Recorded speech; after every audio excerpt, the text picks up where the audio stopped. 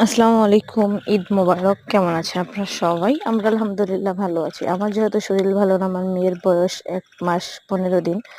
আমার ছোট বোন হচ্ছে ওরে রেডি করে একটু বাতাসের মধ্যে নিয়ে আসছে, কারণ মেয়ের আজকে ১৫ দিন যাবৎ অ্যালার্জির সমস্যা। অ্যালার্জিতে জায়গায় জায়গায় ফুসকা পড়ে গেছে, যে কানের এখানে হচ্ছে ফুসকা পড়ে গেছে। ছোট বোন এখানে ধরে দেখতেছে, ওদিকে ওর মনটা পুরো খারাপ হয়ে গেল যে ছোট্ট আম্মাটার এখানে কি হইলো।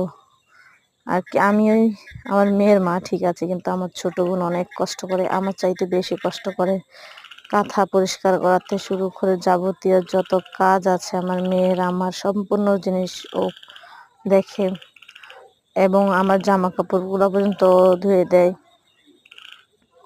আর কি বইলা প্রকাশ করতে পারবো না ও কত পরিমাণ কষ্ট করে আমার মা মেয়ের জন্য। শুধু আমার মা মেয়ের জন্য তা না, পরিবারের জন্য কিন্তু আমার ছোট বোন অনেক কষ্ট করে, অনেক ভাবে, অনেক চিন্তা করে। সে আমার বোন তাই বলছি না, সত্যি ওর মতো বোন পাওয়া আমার ভাগ্যের ব্যাপার। ভাগ্য করে এমন একটা বোন আমি পাইলাম। তো সবাই দোয়া করবেন আমার মেয়ে যাতে সুস্থ হয়ে যায়, আর আমার বোনটাকে যাতে আল্লাহ ভালো রাখে, সবসময় সুস্থ রাখে। দেখেন আমার মেয়েটাও তার খালামণির কাছে থাকে একদম চুপচাপ, কিন্তু আমার কাছে আসলেই কান্নাকাটি